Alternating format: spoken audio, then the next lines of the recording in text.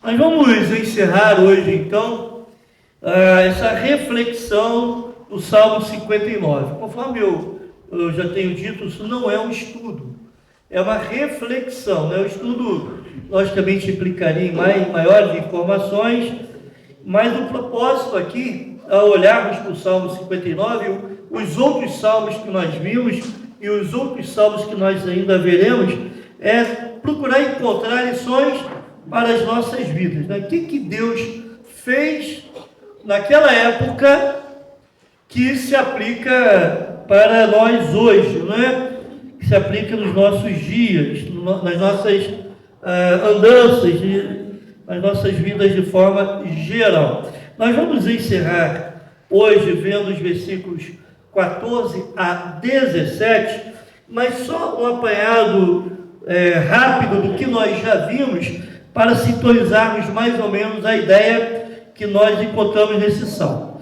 Nós vimos que esse é um salmo de lamento. Alguns entendem que é um salmo imprecatório, que Davi ora para que Deus exerça juízo contra os inimigos, mas também pode ser considerado um salmo de lamento.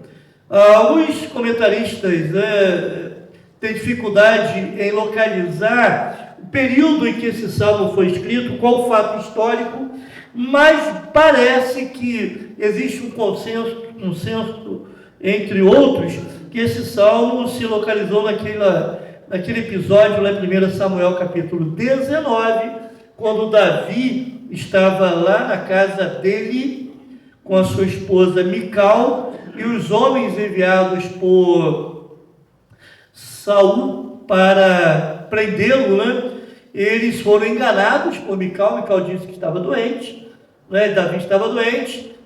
Então eles voltaram, o rei, não, volta lá, traz Davi, doente, vivo ou morto, mas traga Davi. E quando eles chegaram lá, tinha uma estátua deitada lá, com a cabeça da estátua lá num travesseiro de pé, descoberto. Então eles viram que foram enganados. Davi tinha fugido por uma janela, Davi então vai narrar nos versículos de 1 a 5 o cerco do inimigo. Davi primeiro pede no versículo 1 para que Deus coloque acima dos perigos. No versículo 2, Davi vai orar para que Deus o livre da morte. Nos versículos 3 e 4, Davi vai dizer: eu sou inocente, eu não tenho culpa nisso que estão me acusando, nisso que estão me procurando matar, eu não tenho culpa nenhuma, E no versículo 5, ele vai orar para que Deus o livre de inimigos estrangeiros, inimigos que vêm de fora. E Spurgeon vai dizer que essa é uma oração para todos os crentes, de todas as épocas, para que Deus os guarde, daqueles que se reúnem contra o povo do Senhor. Nos versículos 6 e 7, Davi vai comparar aqueles soldados que estavam lá em busca de prendê-lo ou de matá-lo, como uma matilha de cães. Lembrando que nesse antigo Oriente era comum ter matilhas de cães soltas andando pela cidade, não durante o dia, mas durante a noite. Durante o dia eles eram espantados, mas à noite eles reviravam lá o lixo, eles se alimentavam de carniça. Então, Davi vai dizer o seguinte: olha, esses que me procuram para matar são como cães raivosos, como matilha de cães à procura de uma carniça, para poder se alimentar. Essa comparação forte. Ele vai voltar a fazer essa comparação mais para frente. Só que nos versículos 8 a 10, Davi vai demonstrar uma confiança vitoriosa, uma confiança triunfante em Deus. Irmãos, Deus não nos livra da prova, Deus não nos livra das batalhas, Deus não nos livra das perseguições, mas Ele está conosco nas perseguições. Ele nos livra nas provas, nas batalhas e nas perseguições. Davi vai dizer que esses inimigos, eles não podem, de forma alguma, tentarem fazer alguma coisa contra Deus. Daí vai dizer no versículo 8 que Deus vai rir desses inimigos. Ele não pode. Irmãos, entendem, muitas vezes, vou melhorar minha fala, todas as vezes que as pessoas se voltam contra o crente, é porque eles querem atacar Deus. Não é necessariamente contra você, ou contra qualquer outra pessoa, é contra Deus, né? Como se isso fosse possível. E Davi vai dizer no versículo 8 que Deus se ri desses homens. Ele faz no versículo 9 uma confissão segura, e essa ideia ele vai repetir também. Versículo 9: em ti, força minha, esperarei, pois Deus é o meu alto refúgio. Vamos repetir essa última expressão? Pois Deus é o meu alto refúgio. Deus é o meu refúgio. Deus me faz repousar em paz. Ele me dá força. Ele é uma torre alta. E contra esse poder do Senhor, contra o abrigo que nós encontramos nele, qualquer ação do inimigo se torna inútil. E no versículo 10 ele vai dizer que Deus é o seu socorro. Deus virá ao meu encontro. Deus irá ao encontro de Davi, Davi sabe disso, para ajudá-lo, para socorrê-lo, para dar forças em meio aos problemas. Nos versículos 11 a 13, estou falando rápido, coisa que nós já vimos de forma bem mais devagar, não é? Nos versículos 11 a 13, e em destaque no versículo 11, há um aspecto pedagógico do juízo de Deus contra os inimigos. Davi vai dizer: não mates, não mata não, mas dispersa-os, que eles sofram o juízo lentamente. Sabe por quê, irmãos? Não é só eu não, mas você também tem uma memória fraca. Esquecem algumas ações, nós nos esquecemos, algumas ações de Deus muito breve. Então o que Davi está querendo? O que Davi está pedindo aqui? Senhor, que esses inimigos ainda permaneçam um tempo sofrendo o seu juízo, para que todos aqueles que são teus filhos vejam neles a tua ação, para que o teu juízo sobre esses inimigos seja um testemunho para todos de que eles não podem ir contra o Senhor, nem contra os teus escolhidos. Mas o versículo 12 vai dizer que esses homens morrem pela boca. Eles falam palavras contra, não é? As palavras dos seus lábios são cheias de pecado, e pelas palavras eles também serão condenados. Davi então vindica a justiça de Deus no versículo 13. Ele vai dizer: Senhor, consome-os com indignação, consome-os. Muito bem. No versículo 14 e 15, Davi volta então às ideias dos cães. Olha o versículo 14 comigo.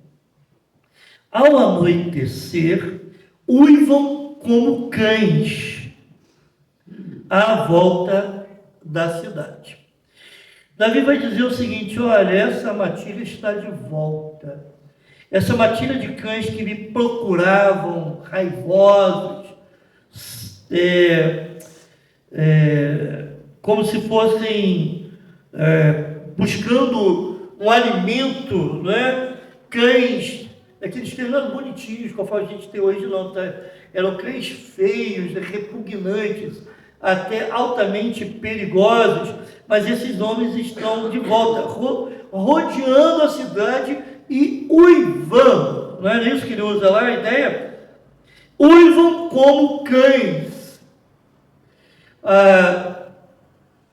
Purtzer, que é um comentarista também bíblico, ele vai dizer que aqueles cães semi-selvagens, porque eles, afinal de contas, moravam na cidade, se eles não saciavam a sua fome, eles uivavam. Então o uivo era o uivo de ira, era o uivo de reclamação, de contestação. Não conseguimos, os cães no caso, não conseguimos encontrar alimento, aquilo que nós tanto desejamos desejávamos e estávamos procurando. E Davi compara aqueles homens, aqueles soldados de Saul como cães. Eles não conseguiram encontrar aquilo ou aquele a quem eles procuravam.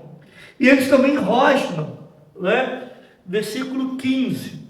Vagueiam à procura de comida e se não se fartam, então rosnam, né? Rosnam por quê, irmãos? Por que eles estariam rosnando? Por que o cão rosna? No caso aqui, usando essa figura de linguagem, eles estariam rosnando de raiva. Raiva. Né? Por aí. É um rosnado.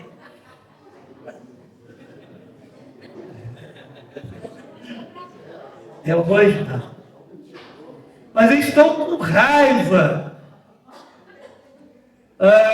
Não cumpriram o propósito para o que foram enviados. Não encontraram aquele que estavam procurando. Eu não sei quanto a você, mas eu não confio muito em cachorro. Eu não confio. O pessoal fala assim, vai, é manso, é bobinho, não morde, né? Eu passo longe. É igual boi. Vai, olha, ele é manso, é tranquilo. A gente foi fazer uma visita, nós fomos de carro, falou, tem boi lá, a gente vai a pé, vamos a pé, gente. Né? Uma pessoa muito animada, né, que vocês já devem saber quem é, vamos a pé, gente. E passar no meio de boi, não passo não. É mesmo? Vai correr de boi, não fala mole não, né? A idade não permite correr de boi lá, não. Não dá não. Agora, irmãos, quando o cão então rosna, o que a gente faz? Sai fora. Ele está te ameaçando. É um perigo. Aqueles homens estavam rosnando porque não conseguiram alcançar Davi. Aqueles homens estavam rosnando porque estavam com raiva, quem sabe até mesmo da incompetência deles, não é? E da consequência que teriam. Mas, como cães raivosos, eles eram homens perigosos.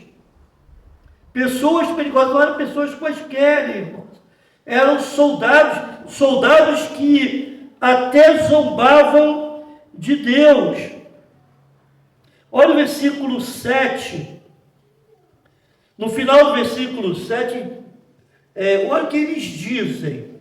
Quem há que nos escute? Quem há que nos escute? O que estou dizendo aqui? Ou Deus não existe, ou então ele não se importa com o que os homens fazem.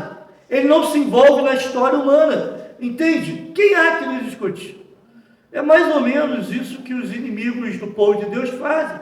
Deus não existe, ou então Deus não vai se importar conosco, Deus não se envolve conosco. Então, são pessoas desse nível que estão sendo enfrentadas aqui. Mas nos versículos 16 e 17, um salmo que começou com um lamento, ele termina em louvor ao Senhor. Em contraste com esses homens que pareciam cães raivosos,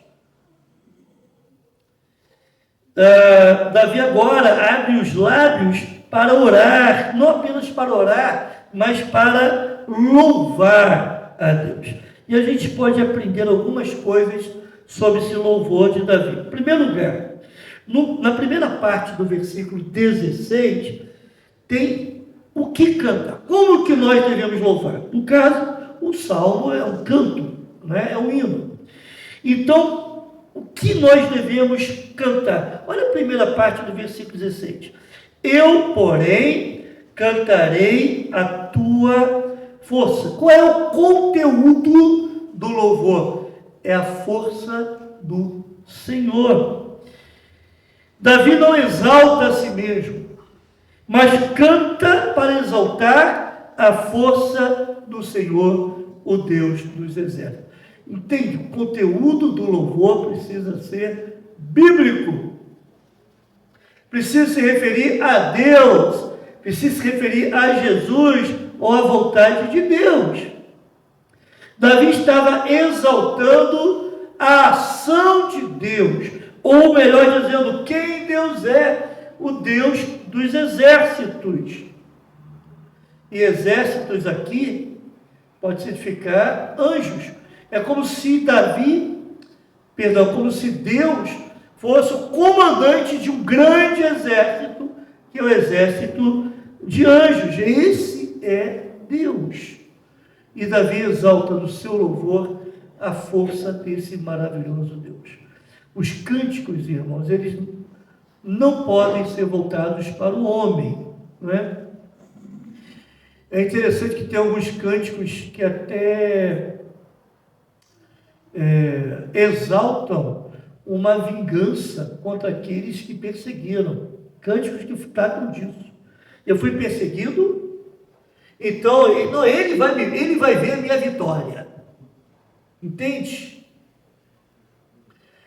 Davi, no seu louvor, ele não está exaltando aqueles que o perseguiram.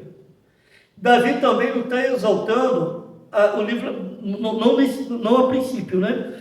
Mas ele não está exaltando aqui algum tipo de conquista. O conteúdo do louvor de Davi deriva de Deus. Deus é a minha força. Em segundo lugar, quando que nós devemos cantar? Então, o que cantar? A força do Senhor. Quando que devemos cantar? Olha a segunda parte do versículo 16. Pela manhã louvarei. Pela manhã louvarei. Quando cantar aqui, irmãos? Quando? Pela manhã.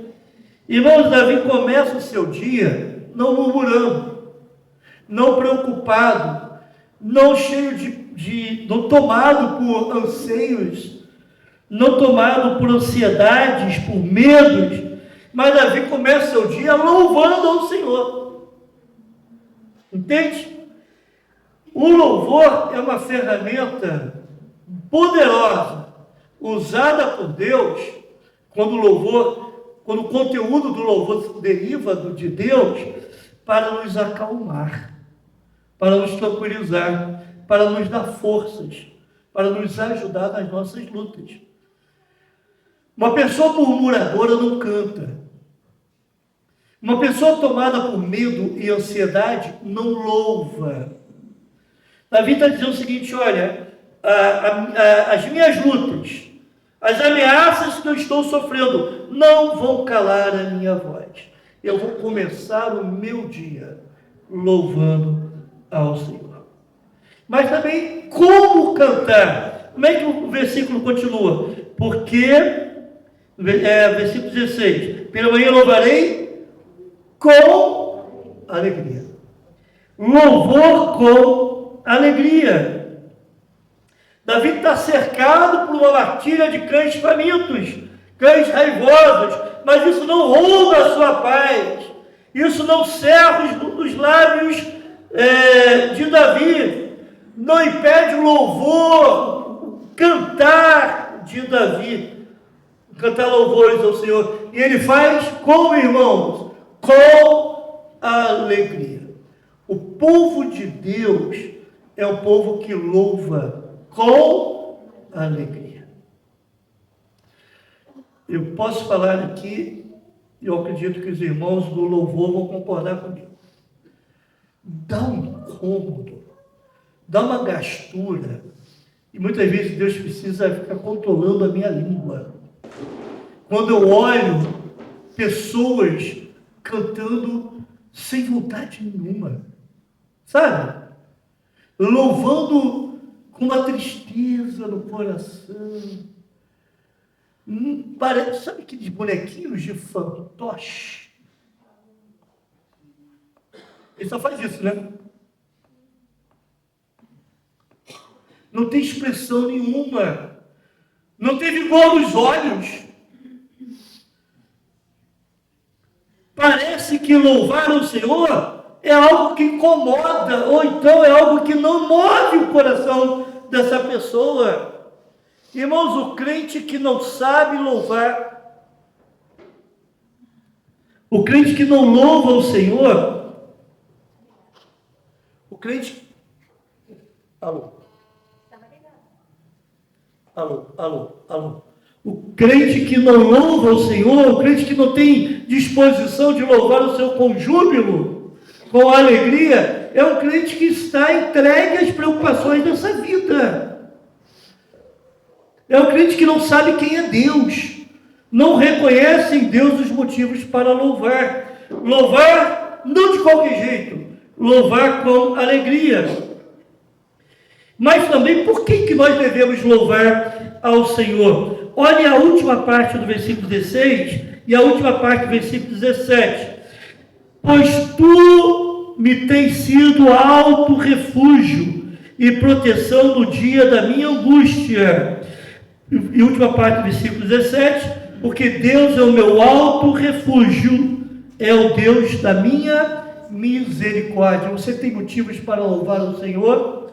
Sim? Alguém aqui não tem motivos para louvar ao Senhor? Esse louvor então precisa acontecer. E mesmo que as circunstâncias estejam difíceis, desafiadoras, se você fizer um exercício um pouco mais aprofundado, você vai encontrar motivos para louvar ao Senhor. Mas pastor, está difícil. Leia um pouco eu não vou lembrar o nome todo dele, não. Um pouco da biografia de Erickson Data, John Erickson Data, alguma coisa assim. Ele ficou tetraplégico. Acho que foi mergulhar, ficou tetraplégico.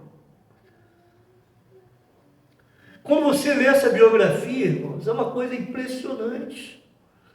Ele falou que ele louva a Deus, continuou louvando ao Senhor.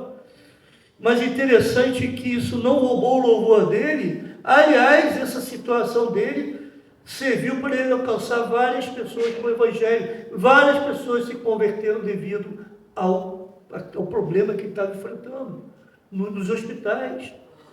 E alguns anos atrás, além disso, teve um câncer. Ele reclamou: como? Por que comigo, Deus? Por que isso está acontecendo? E se fechou, estou numa crise de depressão? Não! Ele falou: não, Deus está me dando mais uma oportunidade de alcançar pessoas para Jesus. Isso é a perspectiva de quem louva, irmão. De quem louva. Nós temos motivos para louvar. Precisa procurar com mais cuidado. E a quem nós devemos louvar? No versículo 17: a ti, força minha, cantarei louvores. O alvo dos louvores é o Senhor, sua força. Davi canta não suas próprias virtudes, como um guerreiro experiente, mas canta o Senhor, que é a sua força. O alvo do louvor não é você. O louvor não é para você se sentir bem. O louvor é para que Deus se alegre. Ele precisa ser sempre o alvo do nosso louvor. Alguém que tem uma convicção dessa, cercado por uma matilha de cães furiosos. Você entende isso? Que Deus nos abençoe, irmãos, a expressarmos o mesmo tipo de fé e o mesmo tipo de comportamento. Vamos orar? Se coloque em pé, por gentileza.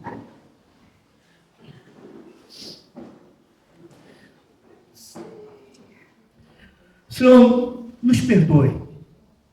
Nos perdoe quando muitas vezes não abrimos as nossas vozes para te louvar. Nos perdoe quando muitas vezes, em meio às distrações da vida, não encontramos motivos para te louvar. Senhor, que nós possamos entender que Tu és o nosso Deus. Tu és Deus acima de todas as coisas. E não são os problemas desse mundo, os medos que temos, que vão tirar de nós a visão correta de quem Tu és. Tu és Deus e continua sendo Deus. A Ti nós queremos Te louvar, ó Pai. Obrigado que Tu és a nossa força. Obrigado que Tu és o nosso refúgio. Obrigado porque temos razões e razões inumeráveis para Te louvar. Nós Te engrandecemos, ó Pai, pelo que Tu és, ó Deus. Te agradecemos também pelo que Tu fazes em nós e através de nós. Receba, ó Pai, o nosso louvor. Que aprendamos, como Davi, a Te louvar mesmo em meio aos mais terríveis problemas dessa vida. Em nome de Jesus. Amém.